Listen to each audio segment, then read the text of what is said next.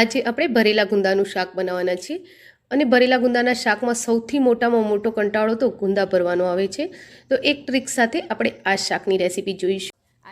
ભરેલા ગુંદાનું શાક બનાવવા માટે 2 મોટી ચમચી ચણાનો લોટ લઈશું. હવે તેમાં 3 ચમચી તેલ ઉમેરીશું. હવે આપણે આને મીડિયમ ગેસના ફ્લો પર શેકી લેવાનું છે. તો ફ્રેન્ડ્સ, રેસીપીને આગળ જોઈએ તે પહેલાં એક રિક્વેસ્ટ છે. તમે મારી ચેનલ પર નવા છો અને મારી ચેનલને સબસ્ક્રાઈબ નથી કરી તો કરી લો. બાજુમાં આપેલા બેલ આઇકનના નિશાનને ટચ કરી ઓલના નિશાન પર ક્લિક કરો, જેથી તમને મારા નવા વિડીયોની નોટિફિકેશન મળતી રહેશે. તો ચણાનો લોટ પણ હવે શેકાઈ ગયો છે. તમે જોઈ શકો છો કે લોટ હવે ફૂલવા લાગ્યો છે. અને હવે આપણે ગેસના ફ્લોને બંધ કરી લઈશું અને લોટને એક બાઉલમાં કાઢી ઠંડો થવા દઈશું. હવે 3 થી 4 ચમચી આપણે સિંગદાણા લેવાના છે અને તેમાં 2 ચમચી તલ એડ કરીશું અને તેને પલ્સ મોડ પર ક્રશ કરી લઈશું. તો આપણે એનો આ રીતનો ભૂકો કરી લઈશું અને આ ભૂકાને આપણે લોટ ઠંડો થઈ ગયો છે તો તેમાં ઉમેરી લઈશું. અને હવે થોડું લસણ અને 2 લીલા મરચાં એડ કરી લઈશું અને તેને પણ ક્રશ કરી લઈશું. અને હવે આને પણ આપણે લોટની અંદર ઉમેરી લેવાનું છે. હવે તેમાં અડધી ચમચી રૂટિંગનું મરચું એડ કરીશું, 1 ચમચી કાશ્મીરી મરચું એડ કરીશું, પોણી ચમચી મીઠું એડ કરીશું, એટલે કે સ્વાદ અનુસાર મીઠું એડ કરીશું, અડધી ચમચી હળદર એડ કરીશું, અડધી ચમચી ગરમ મસાલો એડ કરીશું, 1 ચમચી ધાણા જીરું પાવડર એડ કરીશું. અને હવે આ બધી જ વસ્તુને પહેલાં તો મિક્સ કરી લઈશું.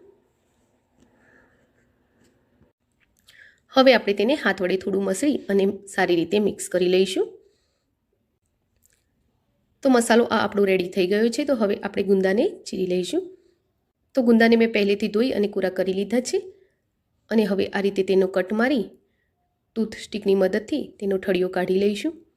તો ગુંદામાંથી ઠળિયા કાઢવા અને આ રીતે ચીરવા જ તેને બહુ મુશ્કેલ કામ છે. અને હવે આમાં આપણે મસાલો દબાવીને ભરી લઈશું. તો બસ એને આ રીતે દબાવીને ભરવાનો જ છે. ફરી એકવાર બતાવી લઉં. તો બસ આ રીતે આપણે તેનો ઠળિયો કાઢી લઈશું.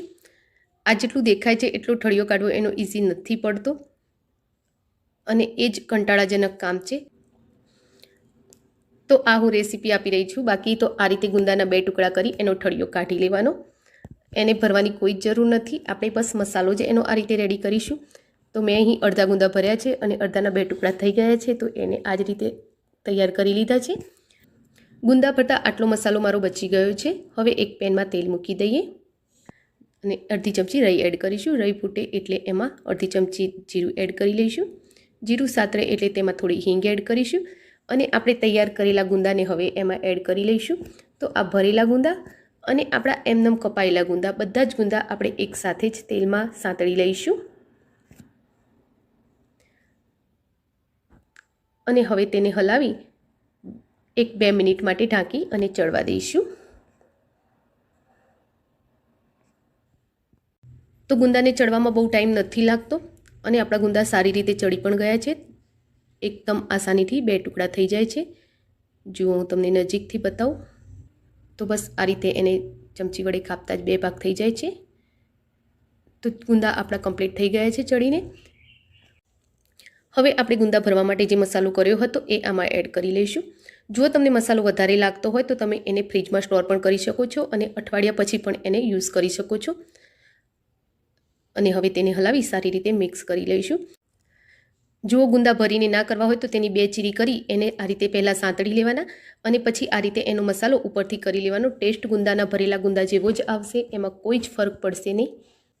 તો શાકમાં ટેસ્ટ મસાલાનો જ હોય છે. શાક કઈ રીતે કપાયું છે તેનો નથી હોતો. તો હવે આપણે 1 મિનિટ માટે એને ઢાંકી અને થોડીવાર મસાલા સાથે સાંતળાવા દઈશું.